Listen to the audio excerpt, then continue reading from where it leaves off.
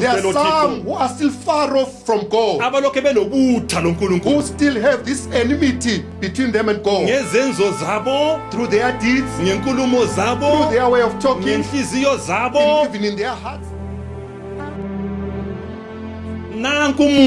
Now here is mercy and grace that has befallen you this evening. Be ye reconciled to God. The enmity of you between you and God, whoever can come and mediate, it's only Jesus Christ. He is the only one and none other. He who stands there is Jesus Christ, for it is him who is ordained by God. If we confess our sins, Jesus Christ, he is faithful and is righteous, and he will forgive us all our sins.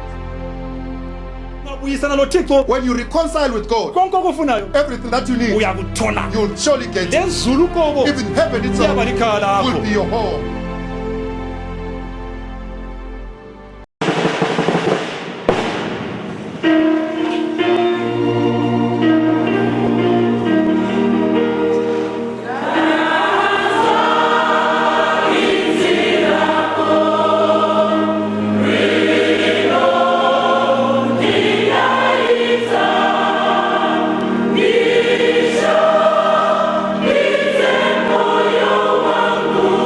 Bye.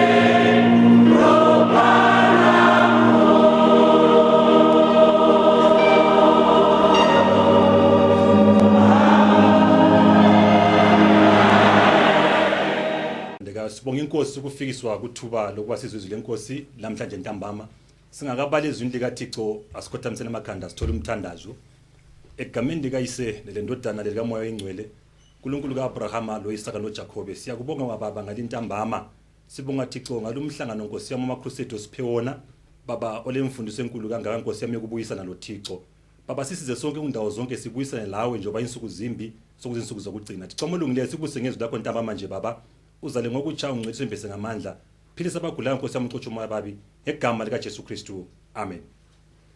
Siyabonga silobe thandekayo ukufika kuthuba lelizwi lenkosi. We praise the Lord, dear brothers and sisters, to be gotten into the word of God.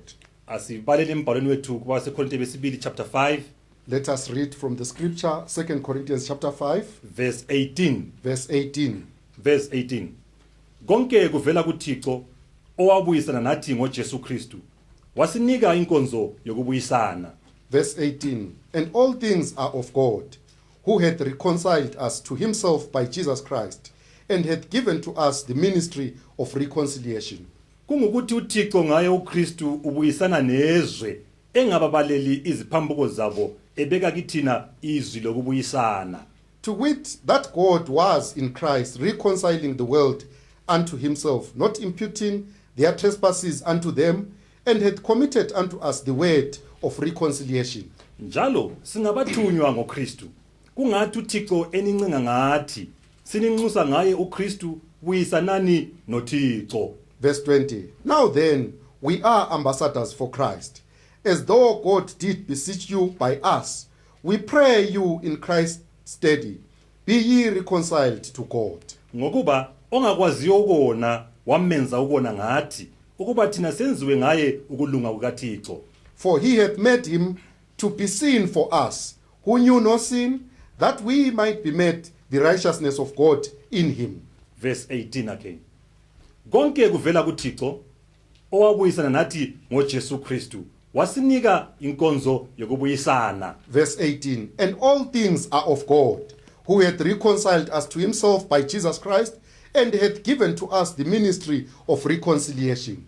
Sihlobo ethandekayo, dear brothers, konke kuvela kuThixo. Everything comes from God. Yonke into ngekaJehova. Everything belongs to God. Yonke into ngiyasezulwini. Everything is heavenly. Impilo ivela kuThixo. Life comes from God. Ukuhamba komuntu kuvela kuThixo. One's walking comes from God. Ukuzalwa kutsha kuvela kuThixo. New birth comes from God. Ubungcwele buvela kuThixo. Sanctification comes from God. Ukwembeswa ngamandla komoya ingcwele kuvela kuThixo. Baptism of the Holy Ghost also comes from God. Ukuthethelelwa kuvela kuThixo. The forgiveness comes from God. Kuthiwa konke kuvela kuThixo. It is said all things are of God, owabuyisana nathi ngoJesu Kristu, who hath reconciled us to himself by Jesus Christ, wasinika inkonzo yokubuyisana, and hath given to us the ministry of reconciliation. Nxa sekukhulunywa ngendaba yokubuyisana sihlobo ethandekayo. Now when it is being spoken of the matter of reconciliation, kuthi ukuthi kulokungazwanani kumbe ukuqabana thize okwenzakalayo phakathi kwabantu. It means that there might have been some misunderstanding or some quarrel between two parties. Manje nxa kulokucabana phakathi kwabantu abaxabanayo kumbe abangazwisaniyo laba bantu abangazake balungisa indaba zabo bebodwa. Now when there is a misunderstanding between two parties, these two that are involved with each other, that are not understanding each other, they cannot make right the matter in the two of them. Manje kuyadingeka omunye umuntu ongama phakathi kwabo. There is need for a mediator. Ongama engathathi icele. A mediator who takes no side. Manje ke lapha ke siyezwa kuthiwa ukhona obuyisana nathi phakathi kukaThixo lathi. Now we hear from the scriptures that there is that man, there is that mediator who reconciles, who stands in between us and God. Lo muntu lo, this man nguJesu Kristu, is Jesus Christ. Umi yedwa. He is alone. Kakho ngamncedisa kulo msebenzi. He cannot be helped by anyone in this work. Akula munye umuntu omaye kuleso sikhundla ngaphandle kwakhe. No one can take that position save for himself. Noma ngumhlobo bani? No matter what tribe. Noma efunde kangakanani? No matter how educated. Izenzo zakhe kazifanani lezi kaJesu Kristu. His deeds cannot be compared to those of Jesus Christ. uJesu Kristu, Jesus Christ, ulokuma kwakhe. he stands aloof and alone. Ulokwenza kwakhe. He has his own way of of doing things. ulesimo sakhe He has his own form. vele wadalelwa khona lokho He was created for this, ukuthi afika ame phakathi kwabantu loThixo so that he may stand between God and men. ngoba uThixo labantu bangaza ke bakhangelane Because God and men, they cannot face each other. ngokona komuntu By men sinning, angaza kahambe yedwa kuThixo umuntu ayelabhela phambi kamlimi he cannot take himself and say, I'm going to ask for forgiveness to God alone. kodwa ke ukhona uJesu omisiwe phakathi But there is Jesus who has been put in between. hallelujah Amen.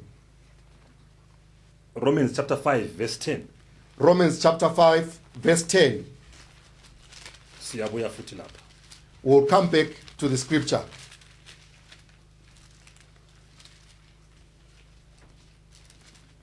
Romans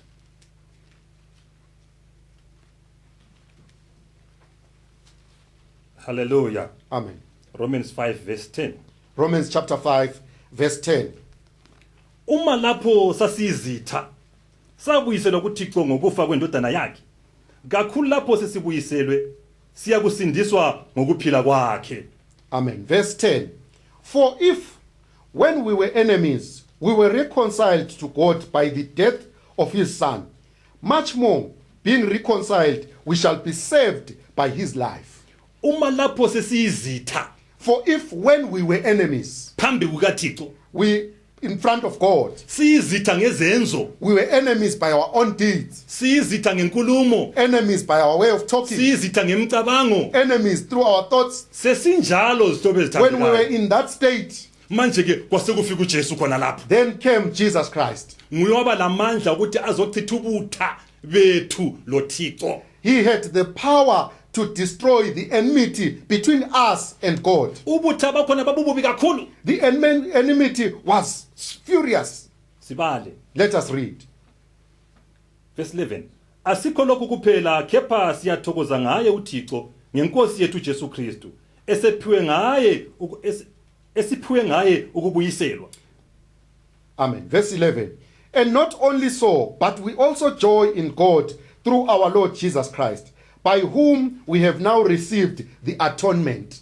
verse 12 njalo njengokuba ngomuntu munye ukona kwangena emhlabeni nokufa kwangena ngokona kunjalo ukufa kwadlulela kubantu bonke ngokuba bonke bonile Verse 12. Wherefore, as by one man sin entered into the world, and death by sin, and so death passed upon all men, for that all have sinned. ukona kwangena ngomuntu munye Sin entered through one man. ukona kwangena ngoAdam It entered by Adam. ubutha baqala khona lapho Enmity started from there. kwaba lobunzima bokuthi umuntu aphile loThixo It was then difficult for men to live with God. esenzile ukona uAdam When Adam had committed sin, wahamba wayacatsha he went to hide. kwahle kwaqala ukuba lokucatshela komuntu loThixo And men started hiding from God. uThixo waqala ukudinga umuntu God started searching and seeking for umuntu men. wacatsha ngokona Men hid because of his sin. esewonile umuntu senjalo When men had sinned, uThixo wamfuna umuntu God beseeched men wamdinga umuntu and he looked after him. ngoba uThixo wayemthanda umuntu For God loved men. uThixo udinga umuntu ngomthetho God has searched for men through the law. waqala wafaka umthetho He started by putting the law. wathi gcinani lokhu He said, keep this, gcinani lokhu keep this, elandela umuntu following after men. kodwa umuntu wehluleke ukufika kuThixo ngomthetho But still men could not reach unto God through that ngoba law. baqedana babulalana ngawo umthetho ababewuphiwe For people started killing each other and destroying each other by that law that they were given. babesithi iso ngeso They were saying an eye for an eye. wathi ofebile ukhandwa ngamatshe Say, who has committed adultery Kodwa must be malibonge stoned to igama death. lenkosi. But may the name of the Lord be ngenxa praised. kaJesu But Kristu through Jesus Christ, obuyisana lathi ngezwe who has reconciled us,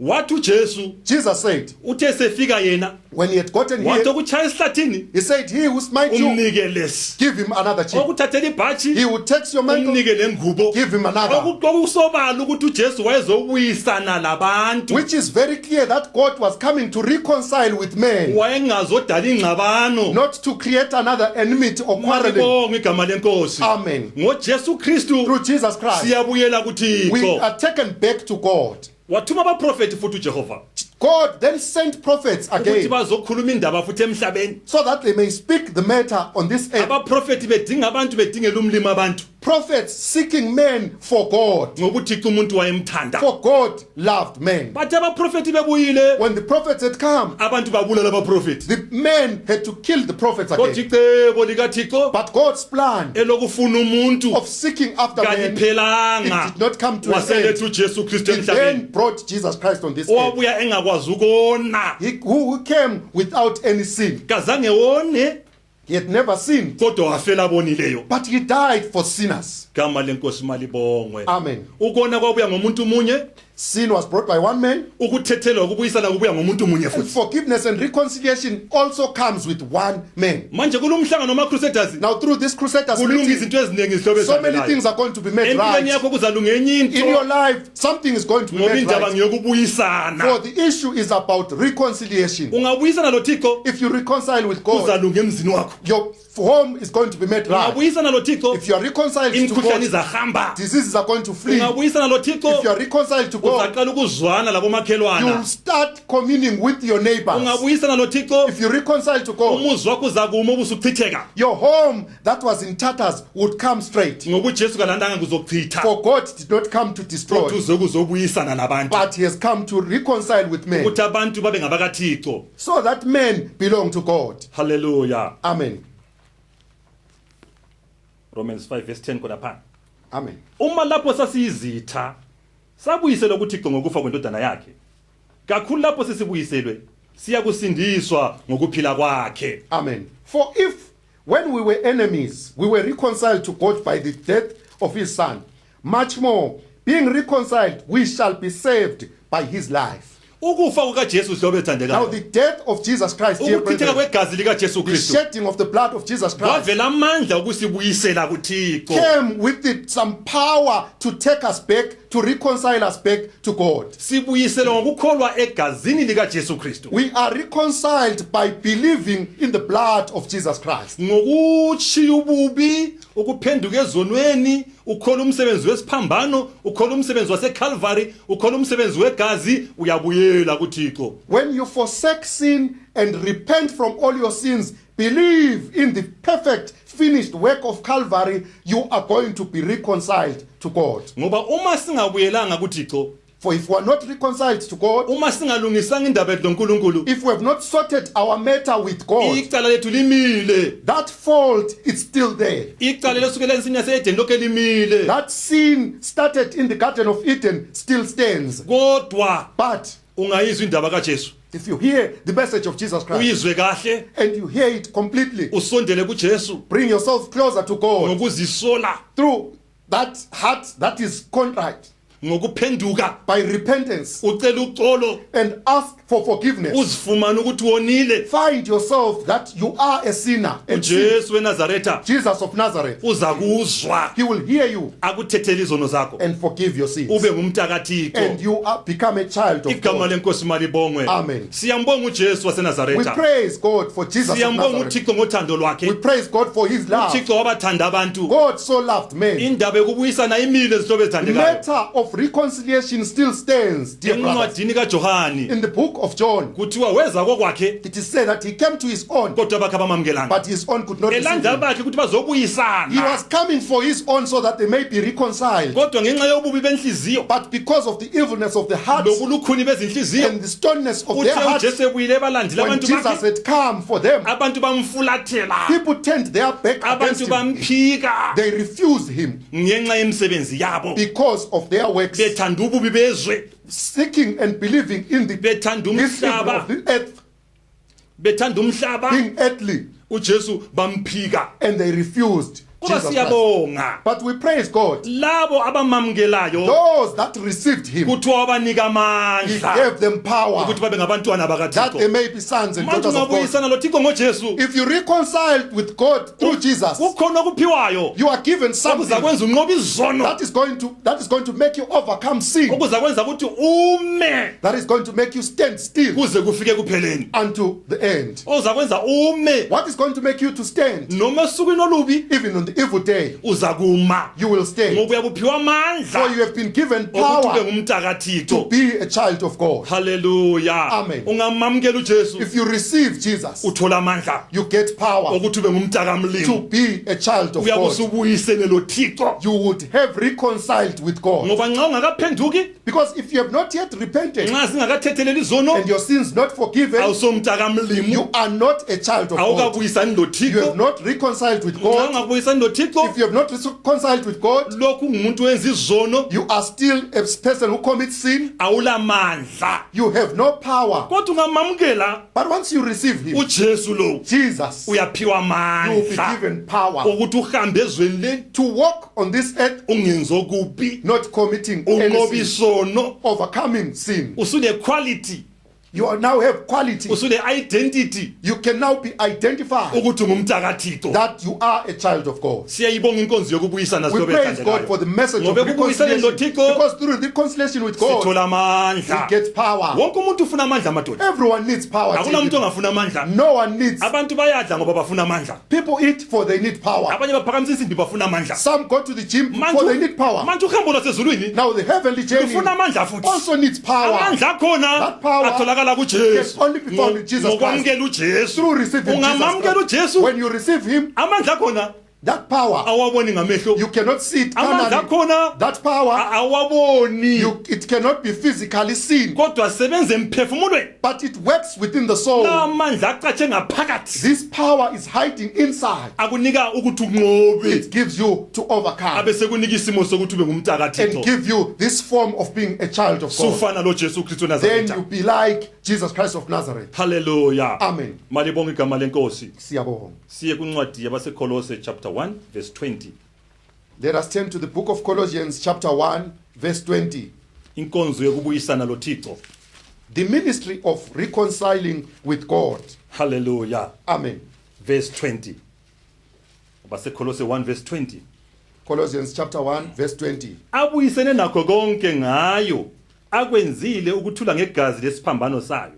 Ngitsho ngayo nokuba kubo kukonke okusemhlabeni nokuba kukonke okusezulwini. Nani ekade nedukile nizitha ezinhlizweni zenu ngemisebenzi emibi, kepha kalokhu ubuyisene nani ngomzimba wenyama yayo, ngakho ukufa aze aniveze nibe ngcwele, ningenacala, ningasoleki phambi kwakhe. Verse 20 through 22. And having made peace through the blood of his cross, by him to reconcile all things unto himself. By him I say, whether they be things in earth or things in heaven. Verse 21. And you that were sometime alienated and enemies in your mind by wicked works, yet now hath he reconciled. Verse 22. In the body of his flesh through death, to present you holy and unblameable and unreprovable in his sight. Abuyisene nakho konke ngayo akwenzile ukuthula ngegazi lesiphambano sayo. Kuthiwa ubuyisene nakho konke. It is said that he has reconciled with him by everything. Ekwenza ngokuthula ngegazi lesiphambano. Whether they be the things on earth through the cross, through the blood of his cross. Kuthiwa ngitsho ngayo ngokuba kukho konke okusemhlabeni nokuba kukonke okusezulwini. I say whether they be things in earth or things in heaven. Manje noma kusezulwini, Whether it's in heaven, noma kusemhlabeni, whether it's on earth, konke kubuyisana ngakho ngoJesu. all these things are reconciled through Jesus Christ. Ngesiphambano ngegazi lakhe.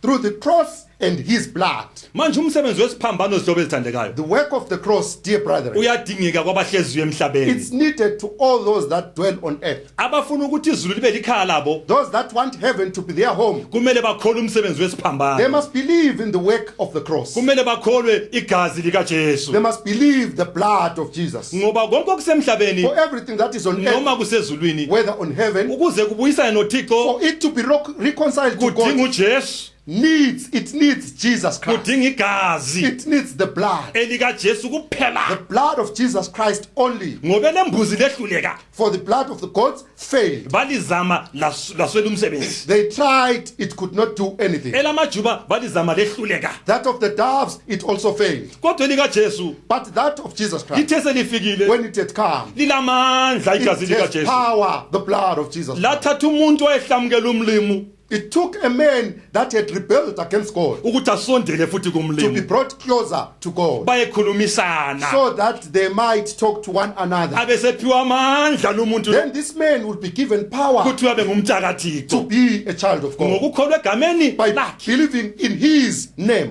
manje igazi lika Jesu Now the blood of Jesus, igama lika Jesu the name of yena Jesus, uJesu uqobo lwakhe him, Jesus nguye himself, he yedwa is the only one uThixo afunga ngaye that God has sown through himself lapha emhlabeni lasezulwini here on earth and in heaven. ukuthi obuyela kuye That whosoever wants to get back to him kumele adlule kuJesu must pass through Jesus Christ. ongadlanga kuJesu He who doesn't pass through Jesus Christ kafiki kuThixo cannot get to God. ofuna ukuyafika kuThixo He who wants to get to God kumele adlule kuJesu must pass through Jesus Christ. haleluya Amen. igama lenkosi malibongwe Siyabonga. siyambonga uJesu We Kristu praise waseNazaretha Jesus Christ of Nazareth. siyawubonga umsebenzi wesiphambano We thank God for the work of Calvary. manje lokhu sasebenza namhlanje lumsebenzi Now, this work still performs even up unto today. ngoba kuthiwa For it is said, uJesu Kristu nguyena izolo Jesus Christ is the same nalamhlanje yesterday, today, laphakade and forevermore. akwenze endulo What he did old, uyakwenza namhlanje he can still do it today. akwenza kwabanye What he has done to others, kuwe namhlanje angakwenza he futhi can also do unto you. noma ulezono ezinkulu No kangakanani matter how much sins you have committed, kuthiwa konke kuvela it is kuThixo said all things are of God. ukuthethelwa kwakho Your forgiveness kuvela kuThixo comes from God. akuvele It emanzini cannot come from any akuveli water, kumfundisi not from any minister, akuveli emnikelweni not from any type of sacrifice, kodwa kuvela kuJesu but only comes from Jesus Christ, haleluya Amen. onguye obuyisene lathi who has reconciled us. gama lenkosi malibonga May the name of the Lord be praised. nani ekadeni nedukile nizitha ezinhlizweni zenu ngemisebenzi emibi kepha kalokhu ubuyisene nani And you that were sometime alienated and enemies in your mind by wicked works, yet now hath he reconciled.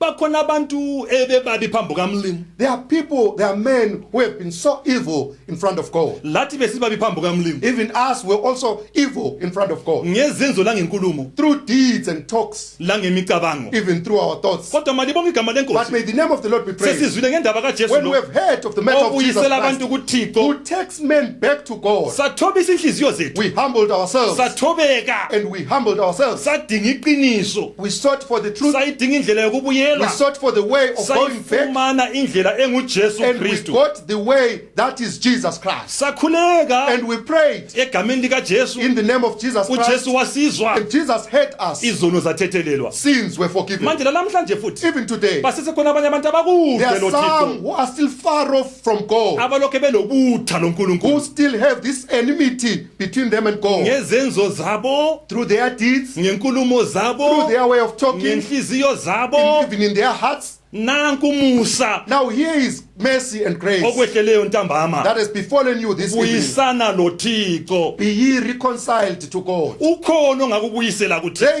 is that can reconcile you unto lo God. ngakubuyisela kuThixo This who can reconcile you to God nguJesu Kristu is Jesus Christ of Nazareth. walichitha igazi lakhe He shed his blood wavuma ukuthwala isiphambano and he to carry the cross, walithatha ihlazo lezwe lonke and he bore the shame of all the earth, engonanga lutho having not sinned, lokone engakwazi not even knowing sin. haleluya Amen. kodwa ngenxa yezono zethu But because of our sins, kwaba buhlungu kuye it pained him efuna ukuthi asibuyisele kuThixo so that he might take us to God. uyabona kwasesithi Then he said, ozakholwa kimi he who is going to believe in me, mina sengimtholela isono sakhe then I'm going to bear their sins. ozavuma He who is going to confess, ngiyazithwala ezakhe I izono will carry their burdens. haleluya Amen. ovumayo kuphela Now, whoever confesses, evuma ngeqiniso confessing from the bottom of their heart, uJesu uyathwala isono sakhe Jesus then bears their burden. abese siba ngumtaka Thixo. then they become a child of God. Abesephiwa amandla Then this child is then given power okuba ngumntaka Thixo. to be a child of God. Uzazibona kanjani ukuthi ngumntaka Thixo? How are you going to know and see that you are a child of Uzazibona God? ungasakwazi You will ukona. see not being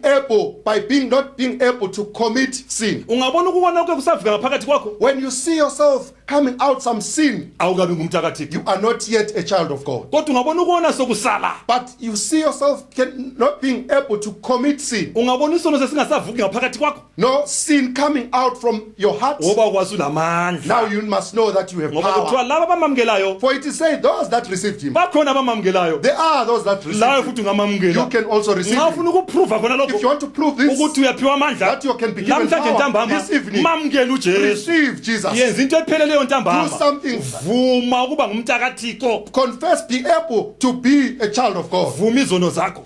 Confess your sins. Phosa ububi. Yes, cast down your evil. Chiya imicabango emibi. Forsake evil thoughts. Chiya amehlo amabi.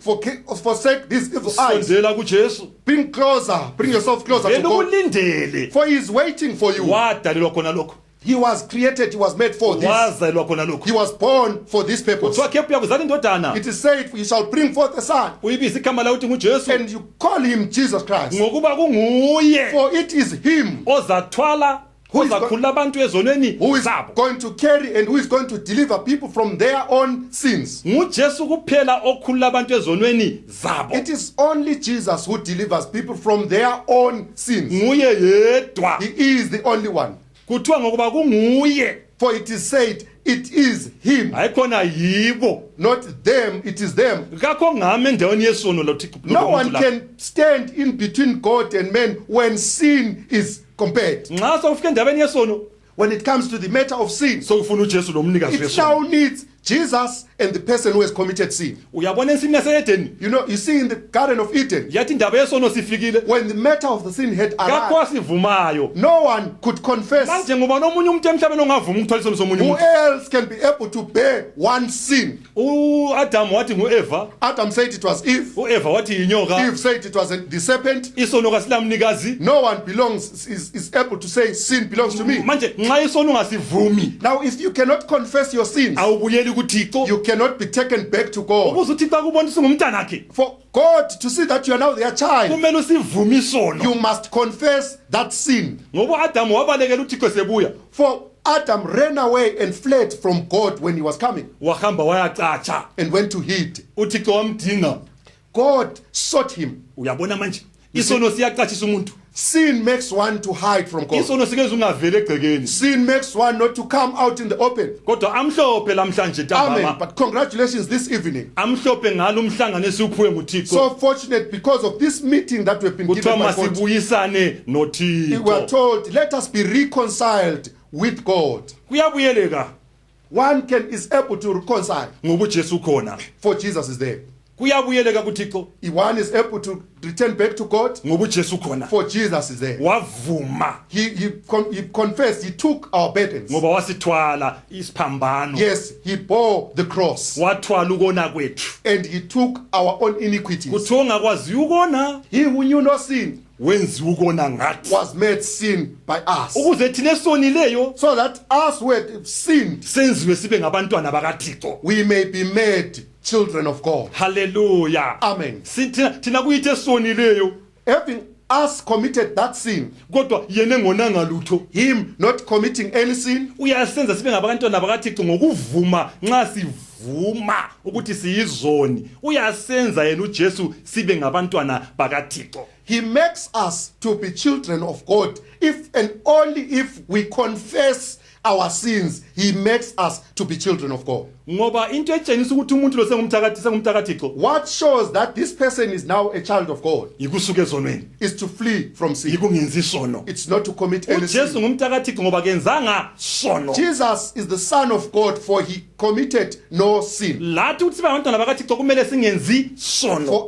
us to be children of God, we must not commit any sin. Ukwenza isono To commit sin, kuyasikhipha kumlimo. it takes us from God. Ukwenza isono To commit sin, kuyasixotsha kumlimo. it takes us away from Noma God. ungaze sithandaze lesono No matter how much you pray, as long as you have sinned, kodwa nxa ungazivumanga if you don't confess those umthandazo sins, wakho kawuzwakali your phezulu. prayer cannot be heard in heaven. Hallelujah. Amen. Malibonga igama lenkosi. Siyabonga. Siphiwe indlela ukuthi sizwe nguThixo We have manje. been given a way of how God can hear our prayers. Indaba yokubuyisana loThixo. The message of reconciling to God. Hallelujah. Amen. Nani ekade nedukile nizitha enhlizweni zenu ngemisebenzi emibi kepha kalokhu ubuyisene nani labantu ebebeyizitha abantu ebebedukile bengakwazi ukuthi uThixo nguThixo wabo bengakwazi ukuthi Jesu yinkosi kodwa uJesu bakunakanga khona lokho bathe sebezwe ngaye ngokumkholwa kuthiwa ngale kababalelanga iziphambuko zabo uJesu kabali isono somuntu ukuthi wathekisa kangaki kakubali ukuthi wafeba kangaki kakubali ukuthi wacha abantu kangaki kakubali ukuthi wagida kangaki kakubali ukuthi watshontsha kangaki kakubali as long nxa ubuya kuye ngenhliziyo yakho yonke yena ukwamukela ngesimo oyiso sona nxa ubuya uvuma ngenhliziyo epheleleyo uyabona ukuthi umuntu uqinisile lo uthi ungavuma ngenhliziyo epheleleyo sekwamukela kasabali ukuthi wenze lokho wenza la lokho nasi inhlanhla zihlobo ethandekayo. Amen. Verse 21. And you that were sometime alienated and enemies in your mind by wicked works, yet now hath he reconciled. It is said that here, even those that were far from God, even those that were enemies with God, they were enemies because of these sins that they were committing. These people did not know that they were enemies with God. They were enemies in their mind by their wicked works. At that point when they were enemies with God, it is said that these people can only be reconciled to God through Jesus Christ. For it is written here that he is not imputing their trespasses unto them. When we come to God through this Jesus Christ who reconciles us back to him, God does not remember our sins. He imputed not our trespasses. He doesn't remember how much you have sinned, what you have stolen, how you have committed adultery, and the level of your sin. As long as you come through Jesus Christ, God is able to remember not all your sins and impute them no more.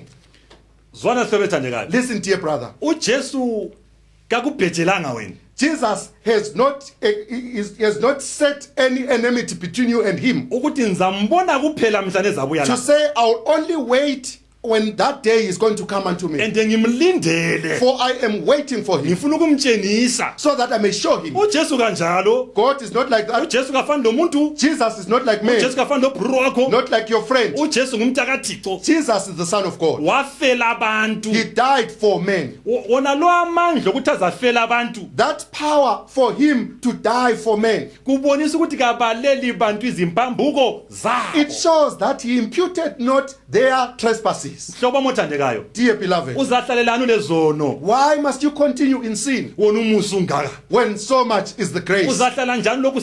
Why must you be so fearful when so much is the mercies of God? This evening, repent. Jesus is waiting for you. He bore your fault so many times, so many years ago. It is said, indeed, he bore our iniquities and he carried all our troubles. Hallelujah. Amen.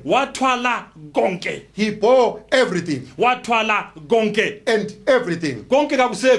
Everything, it's no longer there. By what Jesus did, nothing is there. But because of your stony heart, maybe because it's lack of knowledge, you are still heavy laden. Congratulations.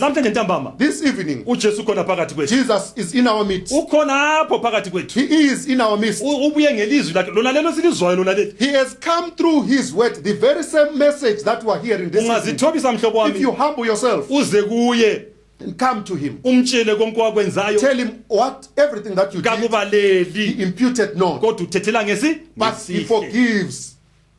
Amen. It said everyone has sinned bengafinyele ebukhosini bukaThixo and fallen short of the glory of God. bathethelwa But they ngesihle can only be reconciled through these mercies, ngokuhlengwa okuKristu Jesu. through this deliverance that is in Christ Jesus. Hallelujah. Amen. uJesu nguye umlamuli. Jesus is the only mediator. Kuthiwa munye uThixo, There's only one God, munye umlamuli phakathi kwabantu one loThixo. mediator between God and Nguye man. lo muntu onguJesu Kristu This lo. man, Jesus Christ. Kakho ngalamula impolayo. Now, no one can come in between this enmity, this war that you have with God. Yimpi yemkhuhlane, It is the enmity of diseases, yimpi yezilingo, war of trials and temptations, yimpi yohlupho lalo khathesi, war of the troubles that you find yourself in. yimpi yezono, It is the war of sin, yimpi yokungazwani loThixo. the enmity of you between you and God. Ongalamula Whoever can come and mediate, uJesu kuphela. it's only Jesus Christ. Nguye He yedwa. is the only one Kakho omunye ongama kuleyo ndawo. and none other. Okhona lapho He who stands there nguJesu. is Jesus Ngoba Christ. nguye omiswe nguThixo. For it is him who is ordained by God. Hallelujah. Amen. Igama lenkosi malibongwe. Siyabonga. Siyambonga uThixo. We praise the Lord. Thixo makabongwe. God must be praised. Thixo makadunyiswe. God must be thanked. Sibonga uJesu weNazaretha. We praise God for through Jesus Christ of Nazareth, Onganaki isimo who somuntu. is not a respecter of any man, Kodwa ozithobisayo, but who humbles himself evuma izono zakhe, and confess their sins ebuya kuye ngokukholwa, and come through faith. uyamamukela. He is received by him. Hosea chapter 6. The book of Hosea chapter 6. Ukubuyisana loThixo. Amen. Reconciling with God. Wozani masibuyele kuJehova. Amen. Ngokuba yena udwengulile, kepha wosipholisa. Uchayile, kepha wosibopha. Hosea chapter 6 verse 1. Come and let us return unto the Lord. For he hath torn and he will heal. He will heal us. He hath smitten, he will bind us up. Nantu unxuso, Here is an invitation. nansimemezelo. Here is a commission. Mhlaba wonke, Ye earth, wozani come lamhlanje ntambama. this evening. Masibuyeleni kuJehova. Let us return to God. Usilindele, He is waiting for us. umisile osiletha khona ngale. He has set the one who is going to carry us and take us to him. Nxa sibuyela kumlimo, When we return to God, ukhona uJesu there is Jesus Christ, esizahamba laye. that who is going to accompany us, Onguye who is ofika silabhelele ukona konke. who is our advocate for all our sins. Uma sizivuma izono zethu, If we confess our sins, yena uJesu Jesus Christ, uthembekile he is faithful futhi ulungile, and is righteous, uyasithethelela and he will forgive izono us zethu zonke. all our sins Asuke lapho uJesu and move on to asihlanze and cleanse us kukho ungalungi konke. from all Manje unrighteousness. sibuyeleni kuJehova Now let sihlobezane. us return unto God. Singabi lavalo. Let us not be afraid. Masifakeni uJesu phambili. Let's put Jesus in front Senze intando kaJesu. and do his will. Siyafika. We'll surely get there. Hallelujah. Amen. Kuthiwa imina nginguye mina. It is said, I and even I, Ozesula izeduko zakho. who blots out your sins. Hallelujah. Amen. Khona uJesu. There is Jesus Christ. Uyowathwala isiphambano. He bore the cross Esakho isono wasithwala, and also carried your own sin, lezami wazithwala. even my own sin. Lezakho nezingakathola, Even your sins, he has also carried them. namhlanje zakho zingathwala ntambama. Your sins may be carried this evening. uJesu lande khona lokho. He is here for this reason. Wafela khona He lokho. died for this reason. Umsebenzi wakhe ngokuthwala izono. His work is to carry and bear the sins of men. Ozayo kuye He who comes unto him, akayi kumlahla. he will not forsake him, Kodwa uyamamukela. but he will receive him. Hallelujah. Amen. Wozani masibuyele kuJehova. Amen. Ngokuba yena udwengulile, kepha wosipholisa. Amen. Uchayile, kepha wosibopha. Come and let us return unto the Lord. For he hath torn and he will heal us. He hath smitten and he will bind us up. Wozani masibuyele kuJehova. Come, let us return unto the Lord. Kuthi ukuthi kuyafikeka kumlimo. It means one can get to the Lord. Amavesi onke abalo lapha All the scriptures that we have read, achaza ukuthi kuyafikeka kuJehova. they tell us and show us that it is possible for one to get unto God. Manje oyekelayo ukuthi aphenduke, Whoever refuses to repent, ongafuna who ukuphenduka, doesn't want to repent, ongafuna ukuchiya who izono, doesn't want to forsake their sins. yikho kuthiwa kulungisa umlilo. That's why it is said a fire, it is prepared for them. Kuthiwa kulosuku olumisiweyo For a day is appointed lapho kuzakwahlulwa khona ilizwe. where the earth is going to be judged. Manje lelo ngalimiselwe laba abangafuna ukubuyela kuJehova. That That day is set for those that do not want to return unto the Lord. lelanga limisele labo abangafuna ukuphenduka ezonweni zabo This day is appointed for those that do not want to repent from their sins. ngoba bazaphenduka For those who are going to repent, bazaphephula kalomlilo they are going to escape this fire. kodwa For bangaphendukanga those that are not going to repent, balindelwe yisolufa waiting for them is fire. Thixo makabongwe May the Lord be praised ngaleli lizwi leli limangalisa through kangaka this message that is so wonderful elokubuyisana Message. noThixo of reconciling us to God. ngoba nxa ungacabana lomlimo For if you have enmity between you and God, sibona ngoAdam ensimini yase-Eden we see through Adam in the Garden of Eden, wathi secabane lomlimo when he had quarreled with God, kwadingwa abalindi there was needed some watchmen ukuthi balinde ukuthi uAdam angaphenduki so that they may Nomkakhe. guard the garden, so that Adam may not come back manje to the garden. kuyakhanya ukuthi ubutha babukhona It phakathi is komuntu clear noThixo that enmity was there between God and man. ungabona kudinga abantu bakulinde ukuthi ungafiki If you see yourself being set guards so that you may not get to a particular place, kuthi ukuthi wonile it means you have sinned. manje sazalwa thina We were born singaphandle kothango lukamlimo being outside the homestead of Jesus Christ. sizalelwe ngaphandle kwensimo kamlimo We were born outside the garden of God. manje ububi bokona buphezu kwethu Now, the evilness of this sin and iniquity was upon us. yikho ke ubona abantu bekhathazeka umuntu ehlutshwa yilokhu ngoba kulobutha kalameli kakho omlwelayo yikho umuntu ehawula kangaka omunye azadinge lokhu omunye akhonze lokhu omunye abambe lokhu ngoba akakho ommelayo. That's why men are so much troubled. After we were born outside this garden, that's why people are so much troubled. For there is still enmity between them and God. People seek after this help, they fail. They seek after this, for there is enmity between them and God. But all these things, all these plans that they make, they have failed. Lalela mhlobo othandekayo. Listen, dear brother. Omunye uzama ukuthi ngakha kakhulu kuzalunga. One tries that if I have so many construction projects, everything is going to be made right. Kodwa kulungile utho. But nothing is made right. Omunye athi mana nisebenze kakhulu ngibeke imali eningi. Some says, let me work and save some money. Kodwa kulungile utho. But nothing is made right. Omunye athi mana ngithatha abafazi abaningi. Some says, let me commit myself into polygamy. Kodwa kulungile utho. But nothing is made right. Omunye athi mana ntshontshe kakhulu. Some says, let me go and steal Kodwa so much. kulungile utho. But nothing is made right. Uyabona manje? You see now. Into eshotayo khona lapho. What is lacking here? Ayisikho ukuthi uswele into ezinye izinto zonke lezi. It's not that you lack all these things. Kudinga ukuthi ubuyele But kuJehova. what is needed is for you to be returned back to God. Zwana. Listen. Awudingi notho.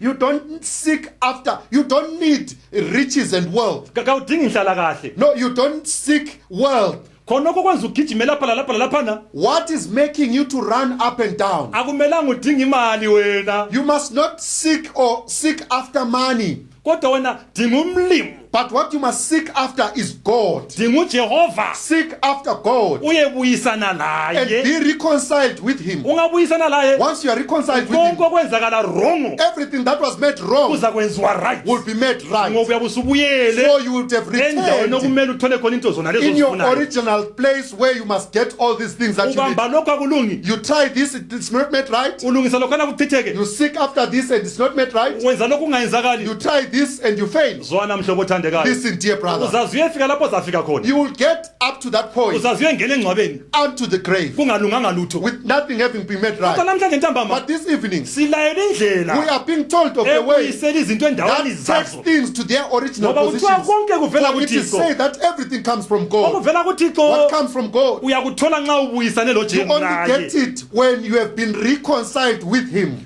Hallelujah. Amen. Ungabuyisana lo Thixo When you reconcile with God, konke okufunayo everything that you need, uyakuthola. you'll surely get it. Lezulu kobo Even heaven itself liyaba likhaya will lakho. be your home. Amen. Ungabuyisana lo Thixo. Once you reconcile with God. Kodwa nxa ungawelanga kumlimo But if you do not return unto God, uzaba ngodingayo. you'll be always seeking after this and Uzaba that. ngozulayo. You will be wandering around. Kuthiwa laba babekude. It is said that those that were far off, Lawe kuthi uzaba kude. you will remain afar off. Uzahlala ukude. You will remain afar. Kodwa amhlophe But congratulations. nanti igazi lapha. Here is the blood. Leli gazi leli This blood, liyasidonsa, it brings us closer, liyasisondeza, takes us closer lizosilungisela. to make things right. Singabuyela kuThixo When we return to God, konke kuyalunga. everything is made right. Esikufunayo What we need emphefumulweni, in our souls, enyameni, in physical state, empilweni, even in our lives, kuyalunga. will be made right. Ngoba lithi For the iBhayibheli Bible says, konke everything, all kuvela kuThixo. comes from God. Konke kuvela kuThixo. All comes from God. Owabuyisana nathi Who reconciled us ngoJesu Kristu. through Jesus Christ. Kuthi ungabuyisana noThixo It means if you reconcile with God ngalindlela enguJesu, through this way, being the means of Jesus Christ, konke all okufunayo the things that you need, everything that you need, uyakufumana. you'll surely get it. Ngoba konke kuvela For kuThixo. everything comes from God. Hallelujah. Amen. Funa umendo, You seek after marriage, buyisana noThixo. reconcile with God. Funa umuzi, Do you need a home? buyela kuThixo. Be reconciled to God. Funa umsebenzi, Do you want a job? buyisana noThixo. Be reconciled to God. Funa ukunqoba isono, Do you want to overcome sin? buyisana noThixo. Be reconciled with God. Funa ukuphila emzimbeni, You want the healing of your body? buyisana Be noThixo. reconciled with Yini God. indaba sitsho njalo? Why are we saying so? Kuthiwa konke kuvela When we say kuThixo. it all comes from God, Kuthi ukuthi konke sikufunayo it means everything that we need, sikufumana kuThixo we only get it from God ngoJesu Kristu. through Jesus Christ. Manje uJesu Now Jesus uyamangalisa. is so wonderful. Hallelujah. Amen. Lamhlanje ntambama This evening, qonda kuJesu. go straight to Jesus. Hambe vuma. Confess your sins. Hambe lungisa indaba zakho. Go and make your matter straight. Konke Everything. okuthiwa konke, All what is referred to as all, okukuThixo konke what is with God, everything that is in God kuzabuya kuwe. will come to you. Hallelujah. Amen. Hallelujah. Amen. Ngoba lentethelelo yavela kuThixo. For even the remission, the forgiveness came from God.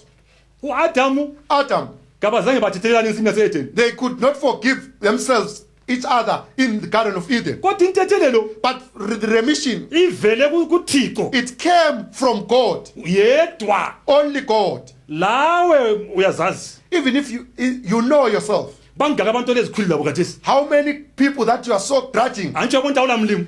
you see that it's because you don't have God. Kodwa ngaba noThixo But if you have God, uzathethelela. you will be Ngoba forgiving. uthi thethelelani For he says, forgive njengoba lani as lathethelelwa. your Father has forgiven you. Amen. Hallelujah. Amen. Intethelo ivela kubani? kuThixo. Forgiveness comes from God. Namhlanje ntambama This evening, ungathethelelwa. you may be forgiven. Konke kuzabuya. All will come. Konke unto you. uzakuzuza. All you will Ngoba get. konke kuvela kuthi. For all come from God. Hallelujah. Amen. Igama lenkosi May malibonke. the name of the Lord be praised. 2 Corinthians chapter 5 verse 10. 2 Corinthians chapter 5 verse 10. Ngokuba thina sonke sobonakala phambi kwesihlalo sokwahlula sikaKristu, ukuba ilo akwamukele ongomzimba wakhe njengalokho akwenzileyo noma kuhle noma kubi. Ngakho lokhu sazi kwesabaka kwenkosi, siyancenga abantu. Kepha sisobala kuThixo, ngiyathemba ukuthi sobala nenhlizweni zenu. Verse 10. For we must all appear before the judgment seat of Christ, that everyone may receive the things done in his body, according to that he hath done, whether it be good or bad. 11. Knowing therefore the terror of the Lord, we persuade men, but we are made manifest unto God, and I trust also are made manifest in your consciences.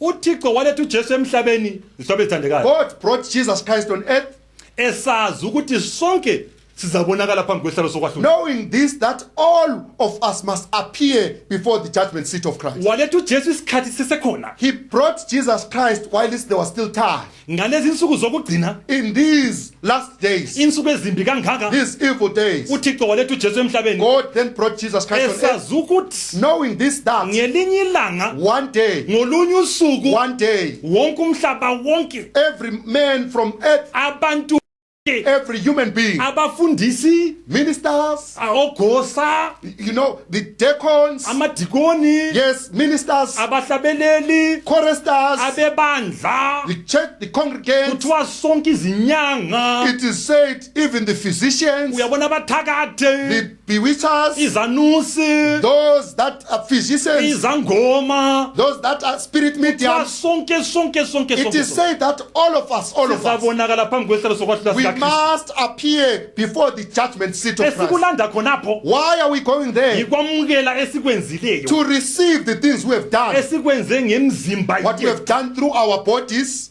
Hayi khona okwenzelwe ngomunye umuntu, not what was done by someone kodwa else, okwenze wena ngomzimba but what wakho. you have done through your own body. Hallelujah. Amen. Manje kuthiwa lokhu sazi kwesabeka kosuku lwenkosi. It is said, knowing therefore the terror of the Lord, we Siyalincenga. persuade men. Sincenga abantu. Persuading men. Hallelujah. Amen. Lamhlanje ntambama This evening, linkonzo yama crusade le this meeting of the Crusaders izoncenga has abantu come to persuade men ukuthi abantu mababuyisane noThixo. that men must reconcile with God. Ngoba usuku oluzayo For this day that is coming, luyesabeka. it is so fearful. Akula muntu ongema phambi kwalo lolu suku. No one can stand in front of this day. Kuzaba lobunzima, It will be so heavy. kuzaba lokukhala, There will be crying. kuzaba lokusolana. There will be this and that. Abanye besola abafundisi babo, Some saying having issues with their ministers. abanye besola abazali babo, Some having issues with their abanye parents. besola inyanga zabo, Some having issues with their abanye physicians. besola abathakathi babo. Some having issues with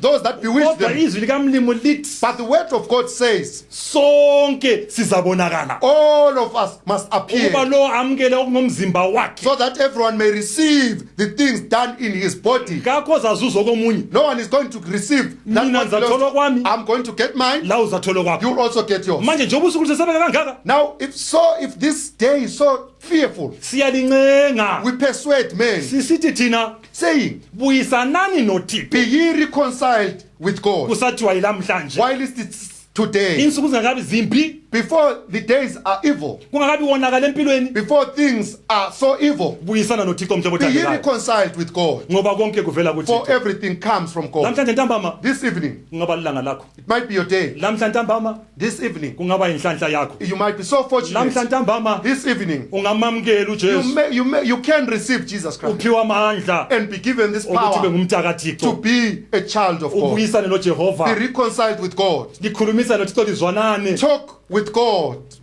Hallelujah. Amen. Impilo zitshintshe. And your life will change. Into zakho zonke zitshintshe. Everything will be transformed. Konke okufunayo kubuye. Everything that you need will come. Into ongayenza mhlobo wami. What you can do, my brother, Namhlanje ntambama this evening yikuguqa kuphela. is just to kneel down Uncencane loJesu. and beseech and plead with the Lord. Uncenga uJesu.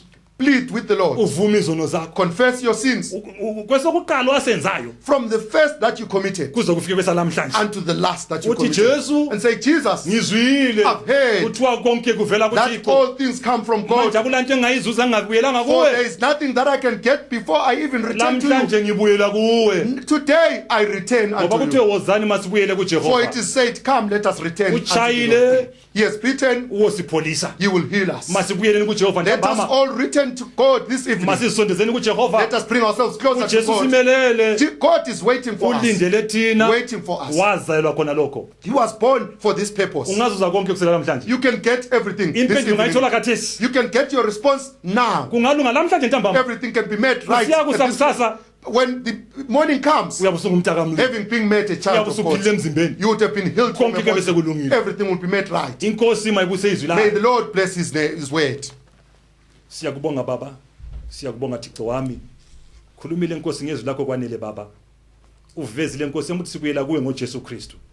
Sesisondela kuwe sonke ngokukhuleka baba. Thixo omolungileyo hlangana nomunye baba. Ukuze sifumane konke sikufunayo kuvela kuJehova.